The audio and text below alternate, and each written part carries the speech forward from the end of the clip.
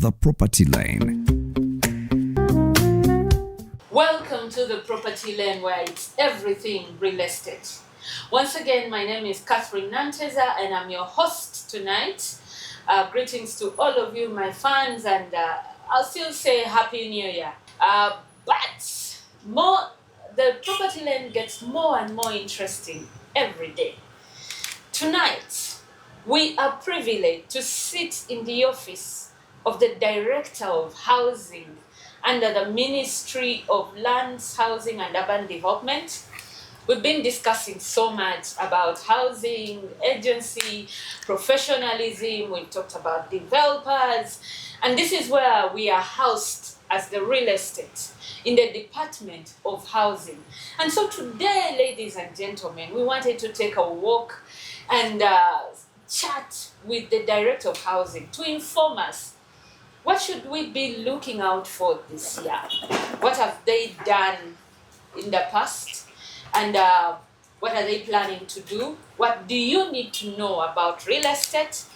But apart from that, ladies and gentlemen, we also have our very own Ugandan living in the diaspora who is also a real estate agent. Well, we will get to know what that means for people in the USA. He's coming all the way from United States of America. He's a practicing real estate agent, and he's also a licensed real estate agent. Before we get into all that and the details of the show, ladies and gentlemen, welcome with me, Director Dev Kayangayanga. Please say hi to the viewers. Thank you so much, Catherine Nanteza.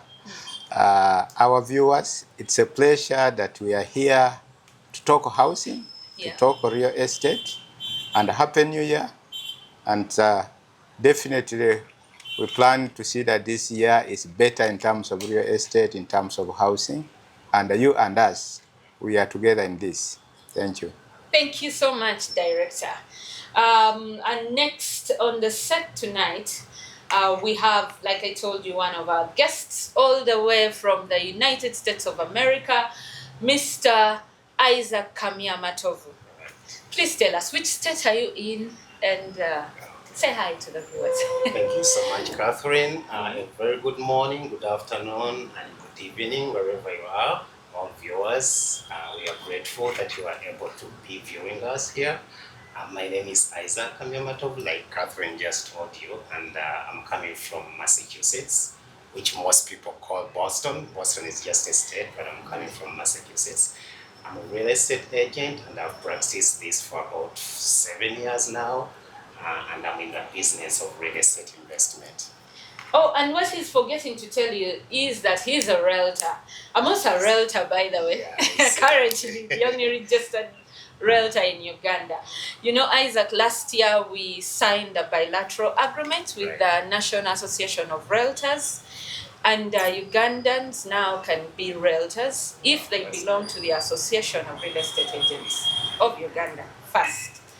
But what does it mean to be a realtor before we delve into housing? Well, probably the process of being a realtor in the United States, of course, starts with you being a licensed real estate agent. You don't just wake up and be a realtor. Not anyone is a realtor.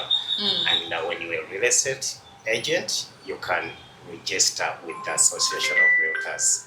That's the NAR, and I believe that's where you are right now. So NAR is just a body that governs, that combines all the real estate agents or the brokers together in the United States. But the process starts with you being a licensed agent. Wow. We will be delving deeper into licensing of agents.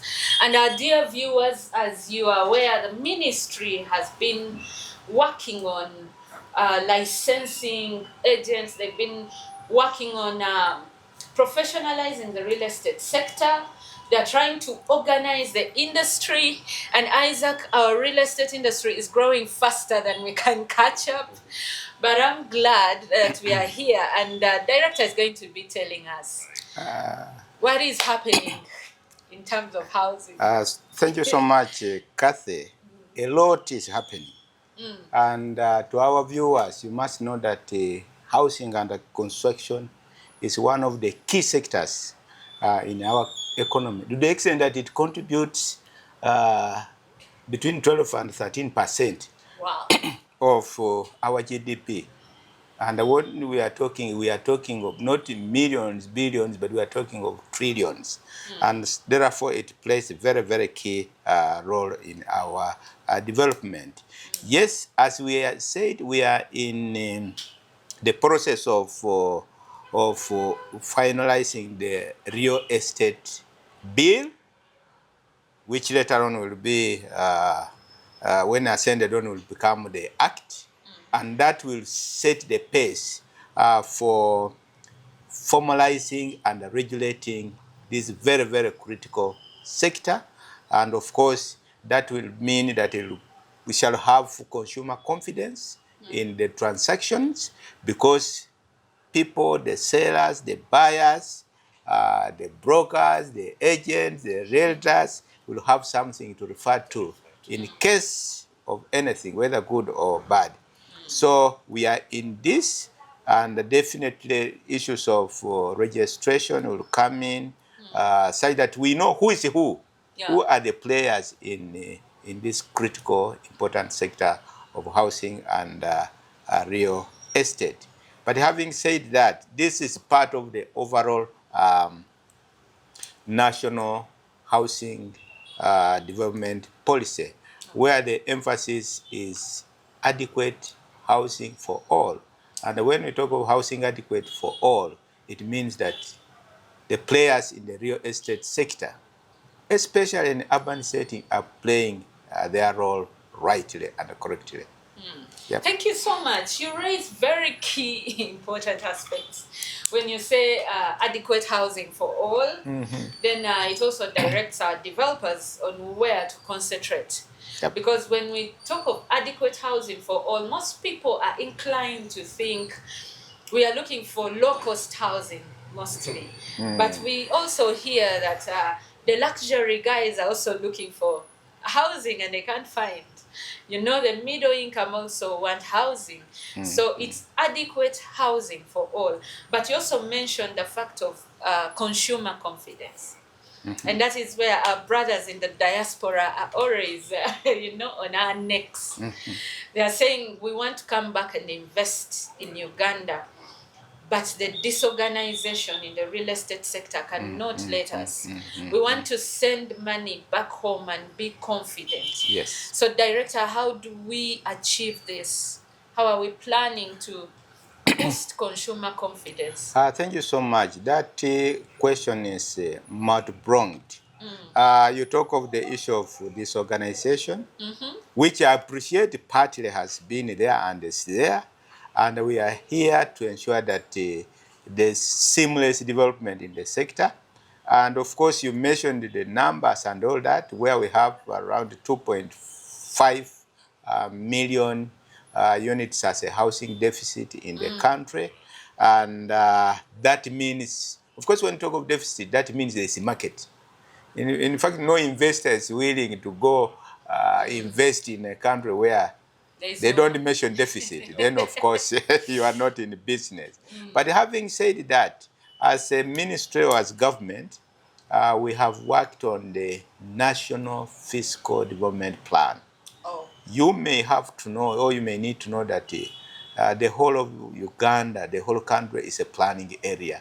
So the National Fiscal Planning, the National Fiscal Development Plan is very critical in setting the overall guidance into the well-developed areas. And of course, this is anchored with the detailed development plans. And when that is done, then of course the various real estate developers come into play.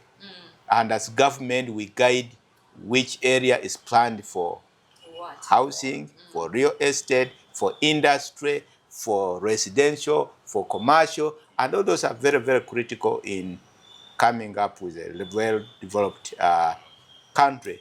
And of course, we do appreciate the role that the various private developers are doing in the country. And you and me know very well that housing function, though planned by government, is majorly led by the private sector and the individual developers. But we want the space in which they operate to be top-notch for purpose of bringing up appropriate, adequate properties, which our friend, when you go to the US, you can be able to market and you say, oh yes, this is what we can deliver in an organized environment, yes. And now that you mention it, I know that Isaac has a big community of Ugandans that he deals with in the US that would love to come and invest in Uganda.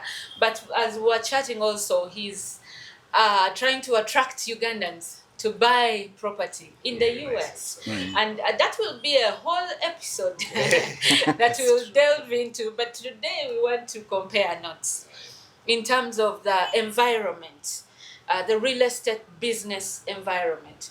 You said you're registered, a licensed agent? Licensed. How does one get licensed? How does one start to practice in the United States?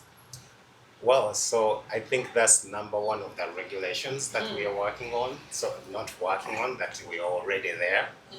For you to be licensed, to be a real estate agent, you must first of all be licensed. And licensed means you must have made some requirements. Okay.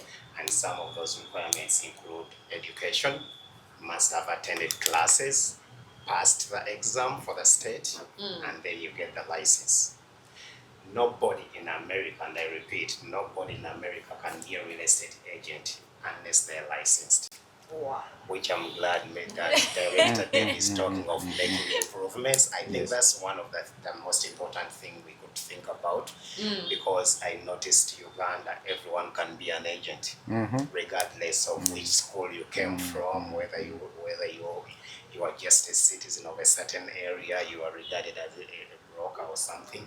But it's really very important that people have knowledge of what they do, and that's where we are at, because basically a real estate agent is a professional, just like a doctor and a lawyer. Please say that louder, because most people don't know that we are actually Professional. A real estate agent in the United States is very professional, and they consider them, because a lawyer gets a license, a doctor gets a license for them to perform the duties they are supposed to. So is the real estate agent. So it's really very important that before people do what they have to do, they know exactly what they do. You talked of education. Does that mean that I need to go and do a bachelor's in real estate? Don't really. You don't really. You know, that's a debate we had No. during The only during thing the actually you real need- estate the bill. only thing you need is to attend a 40-hour class. It's just for 40 hours. You attend Okay, that when you class. say notary, are you talking of P7, S4, S6, or I just need to go and know English and math and sit that exam? Exactly. You don't have to be anywhere. All you need to do is for you to have the interest, do it, go attend those classes. But I can assure you, if you have not gone to school, you will fail the exams.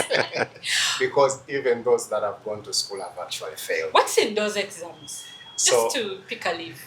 So, first of all, there are laws and rules and regulations that govern real estate in the United States, Okay. and stuff to do with ownership of property, how you can buy property, what kind of property you can buy, land use, because in the US I had the director Dave talk about how to set up the way things should be done in Uganda here.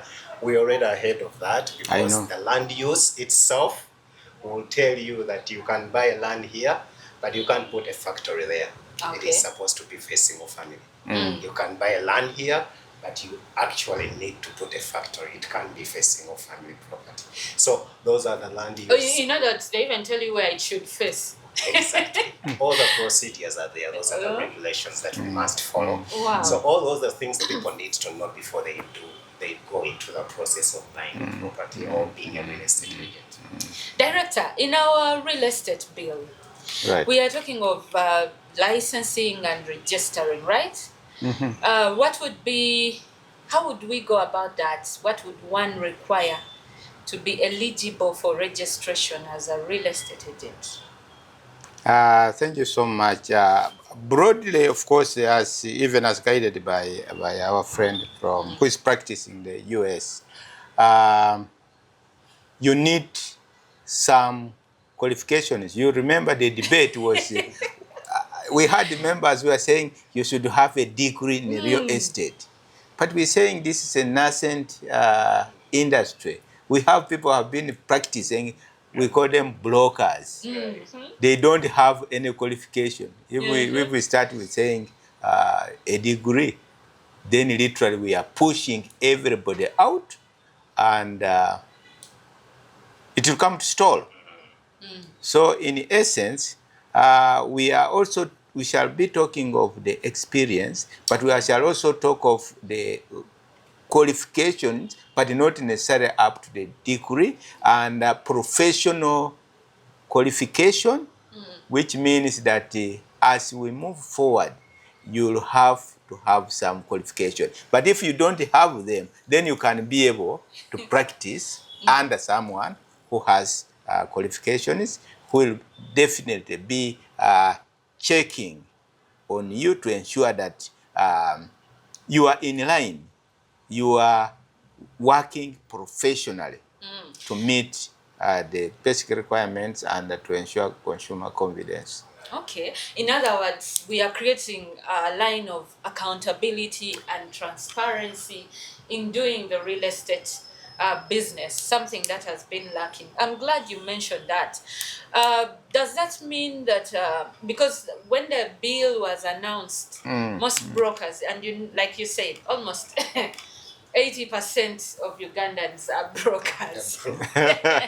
And they can be brokers any day. Hey. So we are going to take a very short break.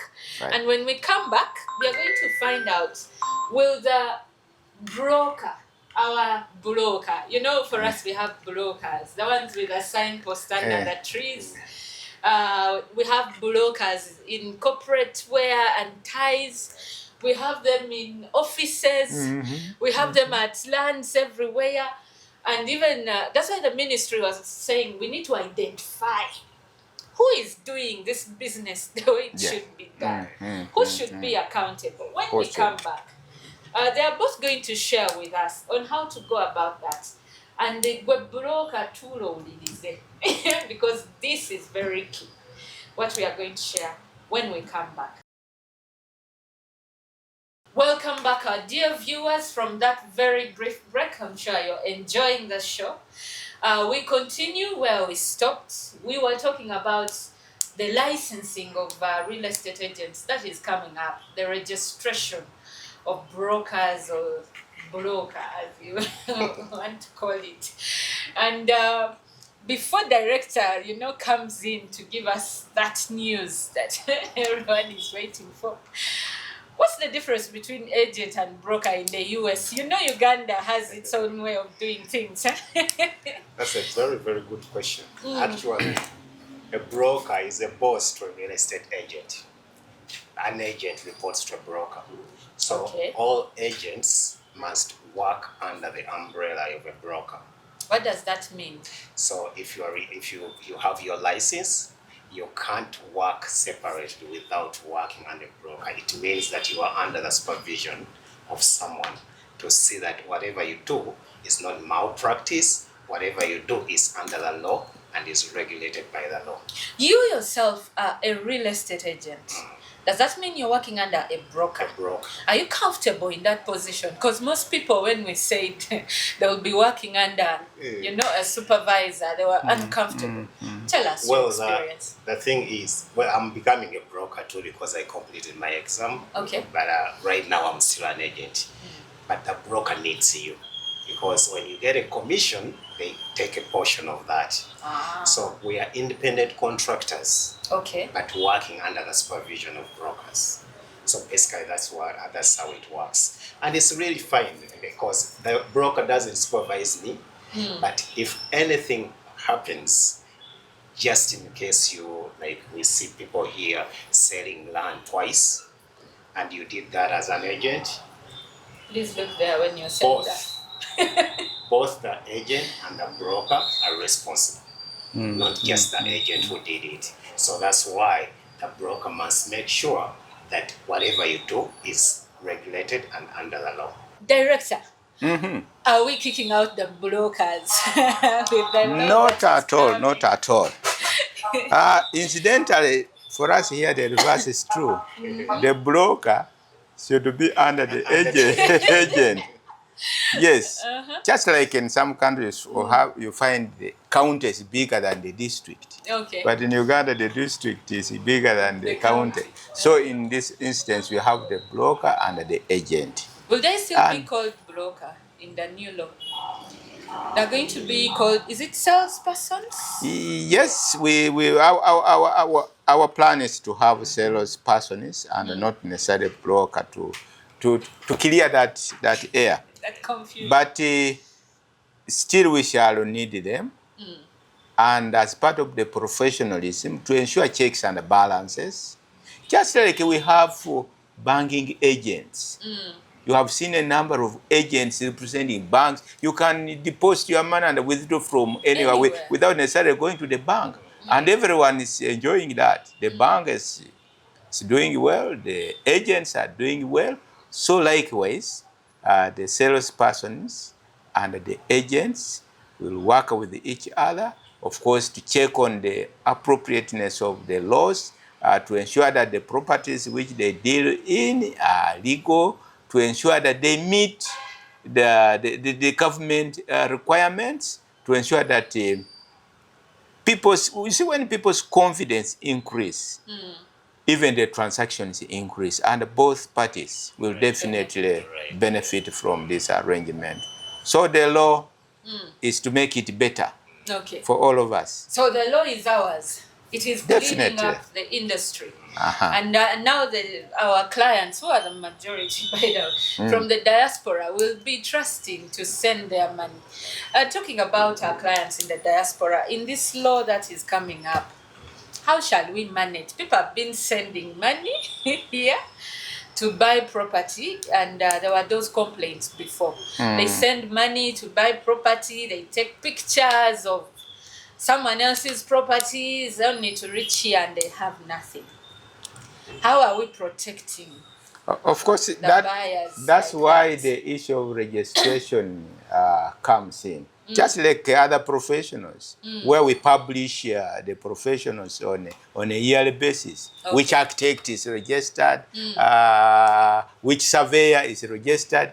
Definitely, we shall have this database of registered real estate practitioners, and the diaspora, our friends from the diaspora, will be able to cross-check, and where need, they'll cross-check with us as the ministry. But this will be public information, such that you are able to know that you are dealing with the rightful people. Yeah, the key thing being dealing with the rightful people. I'm sure there are people in the US who sell houses without using an agent, but it's at their own risk, right? Yeah. If you bought can you buy without using a licensed agent? Yeah, it's very possible to do so. The only problem is challenging. That sometimes you need, when we are doing the transaction for real estate in US, it involves a lot of experts. A lot of people that are professionals. Okay. So I'm imagining if you're just selling a house and you have to involve every other person and you don't have someone that is working on your behalf, it's going to be a little bit challenging. But to answer your question, yes, they do. They do. You talked of the transactions. Take us through a normal transaction of buying a condo or a house. Who is involved? So first of all, the process starts with a person who is willing to sell.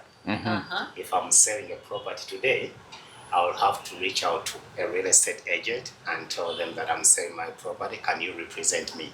Starts from there. But it also depends. How do you get the real estate agent?